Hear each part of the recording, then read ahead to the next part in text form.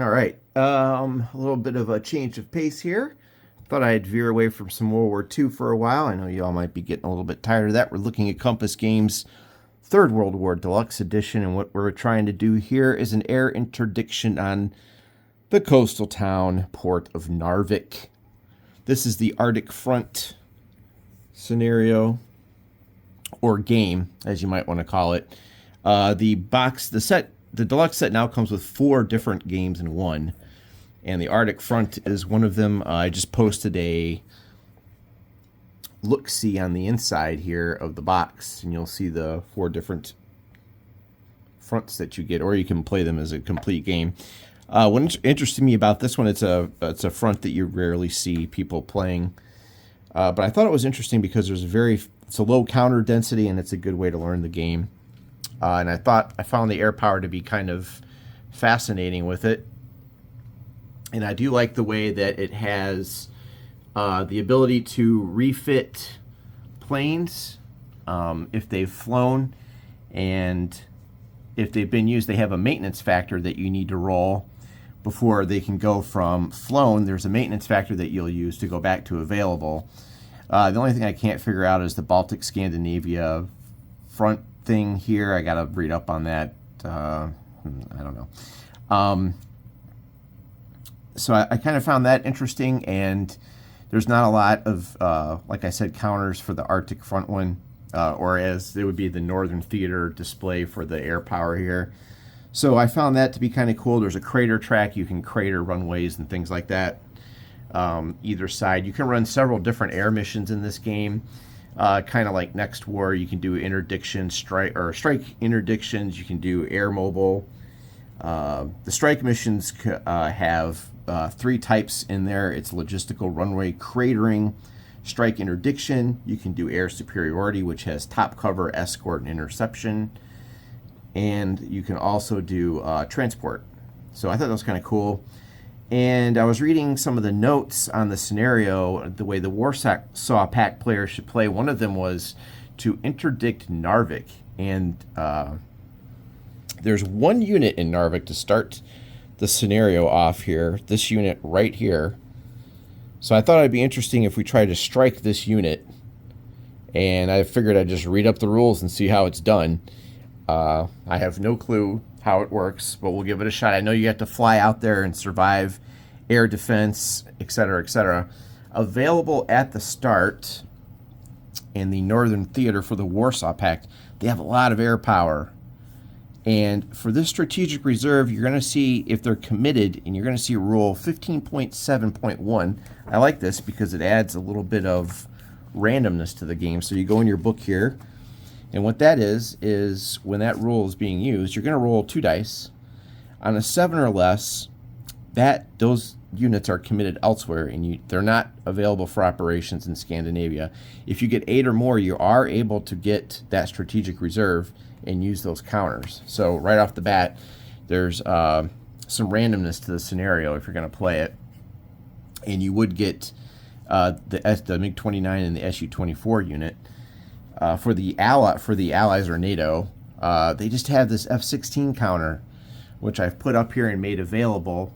And you're not always going to have available. Of course, if they've flown, you're going to have to go over here and make the maintenance roll to move them back to the box. But this is all they've got. So I want to see what happens. I'm just going to fiddle with the system here to try to learn it. I want to see what happens if they try to intercept someone doing an interdiction thing. So I might put some more Warsaw Pact planes. I want to test the air power. Now there's a lot of neutral setups I still have to do. This is by far not completely set up. You've got Finland, Sweden.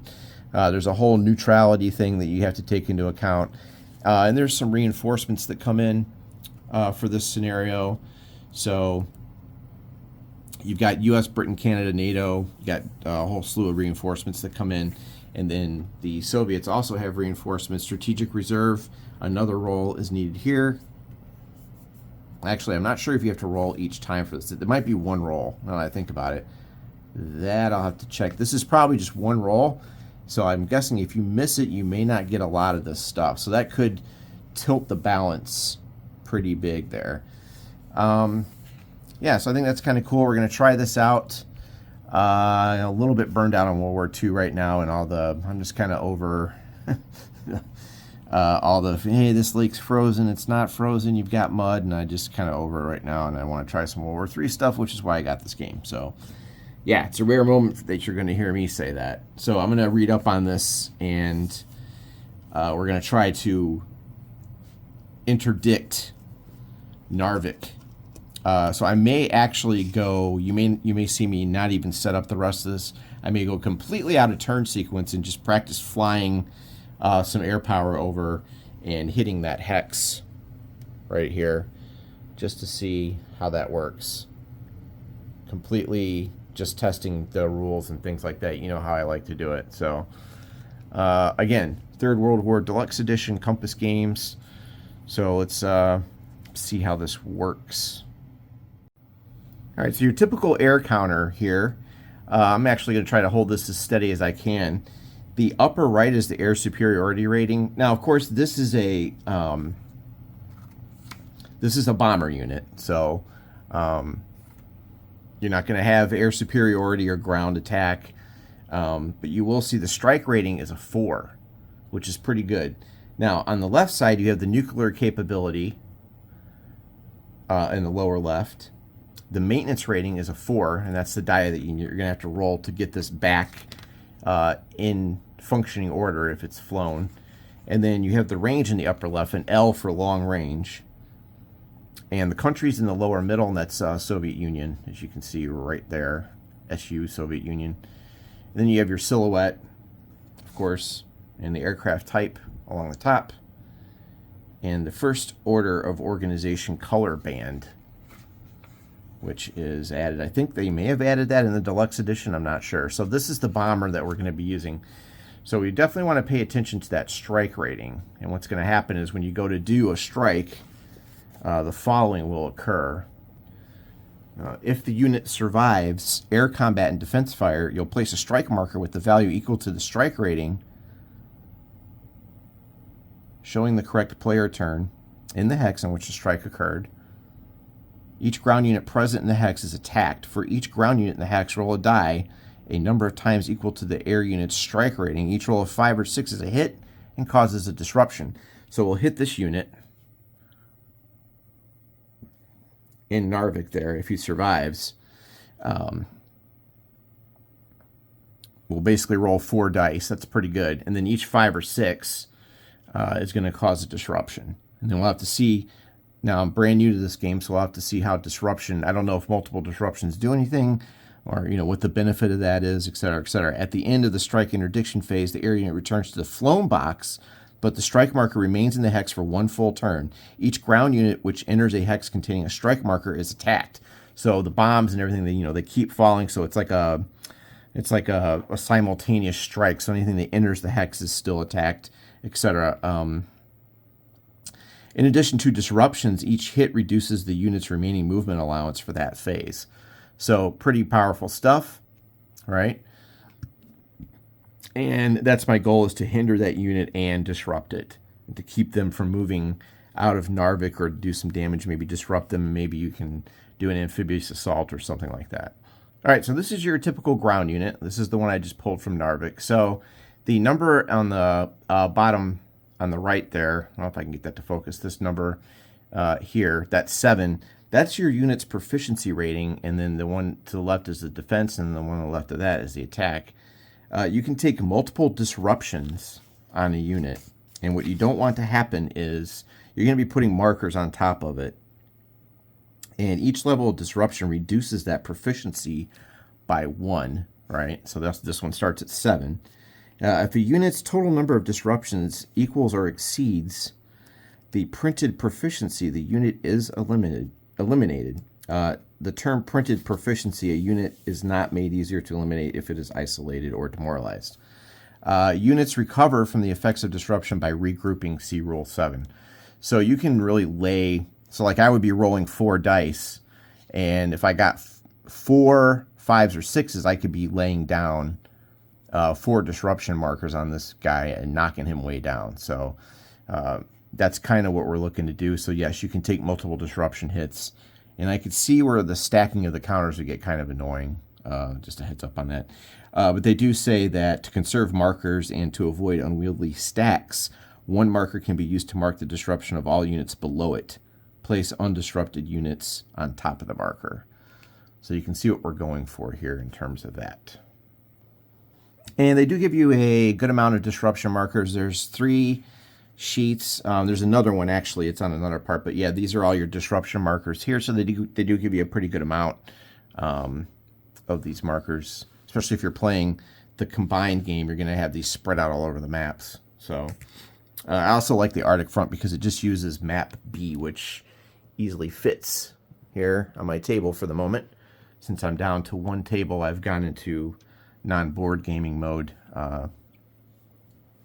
to conserve some space in the man cave for another gaming computer. I do hope to get back to some computer wargaming at some point, but we'll see. All right, so yeah, you do get a lot of these. Just to let you know, you get a ton of counter sheets with this game when you buy it. Hence why it is not cheap. I think it is on sale right now on the Compass site, just a heads up. All right, so that's how the disruption works. So we're aiming to drop some hits on that unit defending Narvik. All right, what else? Let's see. So the only thing left to do is really just kind of try to fly that mission in, and I'll see if I want to try to shoot it down with air or how complicated it is. I might just try to do some air defense in the hex, but I'll see what happens with air superiority with the F-16s and how that works. Because my guess is they may be able to shoot that that Soviet bomber down easily. And if that's the case, I may not want to do it because I want to see the bomber get through and maybe lay some hits on that unit. Okay, so in regards to the maintenance rating of the aircraft, that 4, you're going to roll 1 die, and if the die is less than or equal to that maintenance number, you're going to take it from the flown box into the available. So you're going to be rolling a 6-sided die. The game comes with 4 of them, and you want equal to or less than that maintenance number, and that means it has been refit and can go back out into the available box, and your planes are ready to be used again. That's how the maintenance number works. All right, so let's say I wanted to commit the F-16s to air superiority first. Before you can do that, you must have an air superiority rating of at least 1. And the F-16 has a 4. That's the upper right number, air superiority 4. So I could do that. And then both players will allocate this number in the air superiority phase. And the pact player allocates first, and then the NATO player allocates. And the person in each theater who has committed more units gets air superiority, and you put a marker in there. So if I was to say do this and put him here, okay, let me just do that, and say the Soviet player didn't allocate anything on his sheet, well, he would go first and not do anything. Then the NATO player would go. Then I could take a air superiority counter and put it on my side of the sheet there, and I could have air superiority. So winning that just lets you allocate more units than the other person. And I don't think I have my air superiority marker handy with me at the moment. Oh yeah, I do. Okay, I found it. So I would basically take this marker here, say I got it, and I would just kind of slap that down. Like, say if I got it, that would just let me know mentally that I had air superiority. But like I said, again, the Soviet player in this scenario has a ton of starting air assets. So if you look at start, they're really ready to launch this campaign in the Northern Theater. So the Soviets have a 5, an Su-27 with a 5 air, superiority, MiG-23s, MiG-27, and of course that bomber. So it's almost a no contest how bad they outnumbered the NATO forces in the air at the start of the scenario. So I may not even bother doing that phase, but just so you know, that's why, because it's almost no contest. And then that would lead to probably some sort of like dogfighting, etc. But that would be how you declare air superiority if you wanted to do that. So we may just put that bad boy back there and just say that, but that's because I think that is not going to happen. So I'm doing a strike mission sequencing here. The interdiction is part of a strike mission, and there's also a ground attack mission you can do, which is down here. But we're doing this one. Missions in the deep strike and both strike interdiction phases follow the following sequence. The Pact allocates strike missions, each with 1 unit, and escorts. So I would allocate the strike mission with the bomber and no escorts. This is purely an example. And the NATO allocates interceptors to the Pact strike mission. So I could intercept with the F-16, but I'm not going to in this example. NATO allocates strike missions, and then the Pact allocates interceptors. So you can see both sides kind of take turns laying out their strikes and how they're going to do it. Man, this tripod's irritating me because it keeps slipping. So this is going to be like a simple example of me just doing, trying to sneak a bomber through and interdicting Narvik and seeing how that goes. So Pact allocates, NATO allocates interceptors, and then NATO allocates strike missions, and then the Pact allocates interceptors. And then depending on, and then you do your top cover and things like that. So you kind of want to follow these steps here. And then your air combat breaks out. And then assuming you survive that, you go to, this is a lot like, your OCS and things like that. When you survive and you get through, you're going to go to your air defense fire, right? So then you hit 9.8 right here. And if it survives air combat, a unit flying a strike or ground attack mission is subject to air defense fire. And this is pretty much what I would go straight to here, because let's say there's no air combat, I would go right to the air defense fire. And what happens there is you roll a die for each unit and you consult the column of the air defense table corresponding to its mission. Results are identical to those of air combat. The results in the airborne assault column are explained in Rule 12. Units which receive an H or SH result perform their missions with their ratings halved. Units which receive an A result do not perform their missions, so that's like an abort. So we just have to find that table and make a roll on it and see what happens. And then if I do the mission and get through, I would roll those dice and see what kind of disruption hits I put on the target. Yeah, so I thought that was kind of cool the way that's laid out. All right, and looking at this counter again, this is a unit that is part of AF North. That's that blue band here. Okay, that's the NATO organization. That corresponds to this chart that shows you the band right there. That helps you figure out the organization. That's the First Order of Organization color band. And the unit, my eyes are a little bit shot. From what I can tell, that is a overland mechanized motorized rifle. But like I said, my eyes are not, they're failing me as I get older. So another thing I might need you guys' help with is determining the terrain here. Here we go again, right? The same issue I had with Next War. So there's Narvik. Is that rough? I don't think it is. I don't know, man. I don't think it is. But I can't tell. Like, what kind of terrain is that? Can you all let me know? Because I don't think it's rough, but again, I have this trouble with a lot of games. I don't know. I can't tell. So I would lean on you guys to figure that out for me. Man, it's just, yeah, it's hard to tell. The splotches, right? So it is a port, because there are some modifiers, right, for bombing a unit. But I don't think rough is in it. Let's take a look here. Terrain effects. You have to be in, yeah, see, wilderness woods and wilderness woods plus rough. Okay. So we may be clear of having to worry about that. It has to be wilderness woods plus rough. So I think we are clear of that. Both players consolidate their air losses in the aircraft maintenance phase. Remove all units from the shot down box and place them in a cup. If the box contained an odd number of units, randomly draw one unit from the cup and return it to the shot down box. Then randomly draw half the units from the cup and place them in the flown box. So I like that. So I like the way air power works in this game. Yeah, so all we'd have to do basically is fly that unit out, check for air defense fire. If he survives, or if he gets a half a board or whatever, and then see what happens. Again, it'll be very simple because there's no intercept, and I just want to try it out because I think it's kind of cool. So we'll try that next.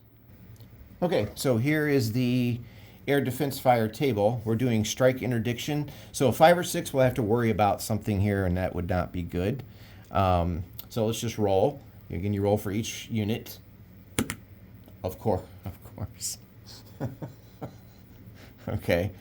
Oh gosh. You know what? That's an abort. Okay. We're gonna pretend that that did not happen. Oh, look. He got through. I rolled a 2. Okay, so the unit gets through, and I swear I'm going to stop rolling live on camera. The unit would get through, and we would apply the disruption hits. Okay, so like I said, the bomber gets through here in Narvik, and he's going to disrupt that unit, and let's see what happens. So we're going to take the strike rating, which is 4 there. Okay, it is strike rating 4. It's the Warsaw Pact player's turn. I believe I'm supposed to take a red 4, okay, and place it in this hex. Correct me if I'm wrong on that. It dropped, you know, it's this turn. It's a red 4 showing that the Warsaw Pact player dropped it on his turn, I think. So that'll go in that hex, denote, you know, to show, notating that I did a strike there. Okay, like I mentioned before, you're going to take the number of 6-sided dice equal to your strike rating, which is 4. We're going to roll 4 6-sideds. We're looking for 5s or 6s here. Oh, hey, that's a 6. Okay, we got 2. So we are going to cause 2 disruption hits on that NATO unit, and we need to mark that now. Okay, through the magic of the internet, I have placed a disruption marker. We have scored 2 hits. And that will knock that unit down to a 5 proficiency, and that will also cause some movement issues in that hex. This stays because this thing's getting bombarded constantly during the rest of this turn. This unit is going to fly back and go into the flown box, which I will move over here to make this easier. So we're going to put that over here, and that is that, an interdiction strike on the port of Narvik during World War III. Okay, questions, comments, whatever. Let me know if I did something wrong. It's very simple because I did not try to intercept. I figured with the amount of air power that the Warsaw Pact has, they would intercept back, or they would escort, and it would just get really ugly. So I didn't bother to do it because it's not going to be good for that F-16 unit.